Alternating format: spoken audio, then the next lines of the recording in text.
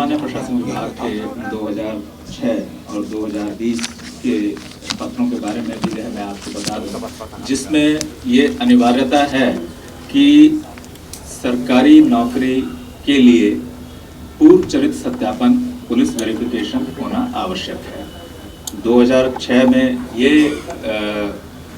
रखा गया था कि जो भी कोई सरकारी नौकरी करेंगे उनका पुलिस वेरिफिकेशन होगा।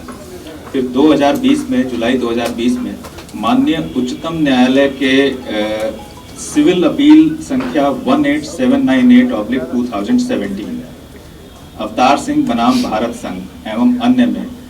माननीय उच्चतम न्यायालय द्वारा कई निर्देश दिए गए, जिनके बारे में हमने आपको अपने प्रेस नोट में भी रखा है। आप उस पर जो है पूरा विस्तार से अध्ययन कर सकते हैं। जिसके बाद सामान्य प्रशासन विभाग द्वारा निर्देशित किया गया कि नौकरी में ज्वाइनिंग से पहले ही चरित्र सत्यापन करा लेना आवश्यक है। तो ये जो पुलिस वेरिफिकेशन जो होना है, पूर्व चरित्र सत्यापन, ये ज्वाइनिंग से पहले ही पूर्ण करा लेना है। यानी कि एक टाइम बाउंड मैनर में हमें चरित्र सत्यापन प्रतिवेदन पुलिस को उपलब्ध करा देना है उन अभ्यर्थियों को जो नौकरी के इच्छुक हैं, सरकारी नौकरी के लिए हैं। इसीलिए ये आदेश जो पुलिस मुख्यालय से निर्गत हुआ, जो ये टाइम बाउंड मैनर में उपलब्ध कराना है और ठेके आदि में भी जो है अनिवार्यता रखी गई है। इसीलिए जो है एक टाइम बाउंड मैनर में उपलब्ध कराने के लिए पुलिस मुख्यालय द्वारा आदेश निर्गत किया गया, ताकि जो अभ्यर्थी हैं उनको अनावश्यक विलंब ना हो और उनको ससमय ये सत्यापन प्रतिवेदन मिल जाए। ये इस बारे में मैं और जो है स्पष्ट कर दूं कि हमारे पुलिस मैनुअल में पहले से ही प्रावधान चला आ रहा है कि सत्यापन की क्या प्रक्रिया होगी। जैसे पुलिस हस्तक का नियम है 92, जो नियोजनार्थियों के चरित्र सत्यापन का प्रावधान इसमें रखा गया है कि कैसे किया जाएगा, क्या क्या किया जाएगा। उसी के साथ जो है 1985 में पुलिस ऑर्डर 144 और 145 ये भी जो है समय समय पर निर्गत होते रहे। समय की आवश्यकताओं के साथ साथ जो है इनमें प्रक्रियाओं में रिफाइनमेंट होता रहा। और उसके बाद 2011 में भी जो है कि चरित्र सत्यापन प्रतिवेदन के लिए थानों में क्या क्या अभिलेख रखे जाएं, ये भी जो है निर्देशित किया गया। इन्हीं सब की कड़ियों में ये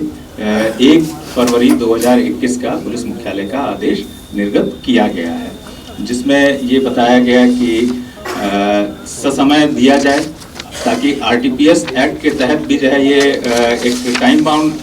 सर्विस है जो उपलब्ध करानी है, समय पर सबको मिल जाए। तो ये उसको जो है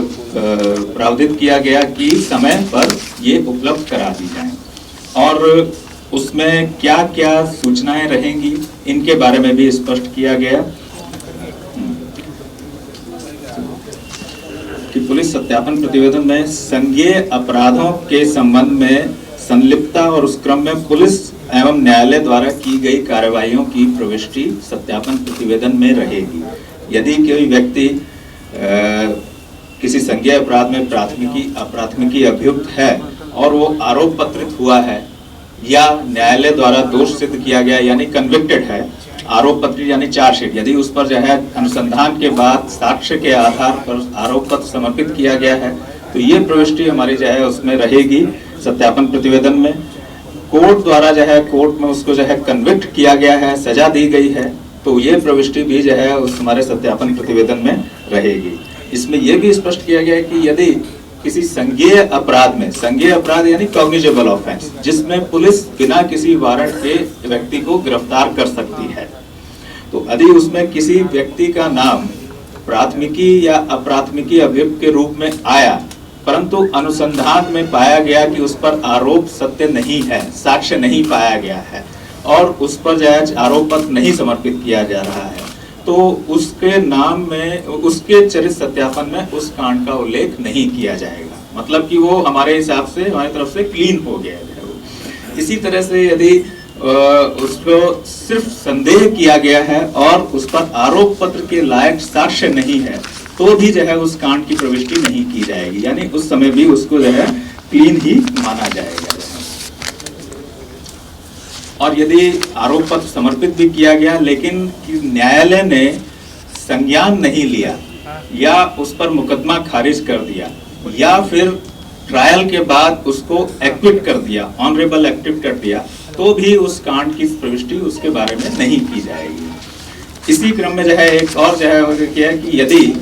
विधि व्यवस्था की स्थिति, विरोध प्रदर्शन, सड़क जाम आदि मामलों में यदि कोई व्यक्ति पार्टिसिपेट करता है और आपराधिक कृत्य में शामिल होता है, मतलब इन सब गतिविधियों के जैसा अपर मुख्य सचिव साहब ने बताया भी कि ये संवैधानिक अधिकार हैं, मौलिक अधिकार हैं, अपनी बात रखने का लोगों को, नागरिकों को जो है संविधान द्वारा प्रदत्त अधिकार हैं, वे अपनी बात रख सकते हैं और हर तरह से उनको जो है उन अधिकारों को किसी भी प्रकार से अक्षुण्ण नहीं किया जा रहा है। बस यही कि यदि वे किसी आपराधिक कृत्य में शामिल होते हैं, आपराधिक कृत्य हो सकते हैं कि सरकारी संपत्ति की तोड़फोड़ करना, आग लगाना या लोगों के साथ जो है मारपीट करना, इसी प्रकार के और भी ये उदाहरण के रूप में है, और भी बहुत सी चीजें हो सकती हैं, लेकिन आपराधिक कृत्य में शामिल होते हैं और उसमें अनुसंधान में उनका नाम आता है, साक्ष्य पाया जाता है और फिर आरोप पत्रित किया जाता है, तब इन कांडों की सूचना भी हमारे पुलिस सत्यापन प्रतिवेदन में रहेगी। ये रहेगा, पुलिस सत्यापन प्रतिवेदन में रहेगी।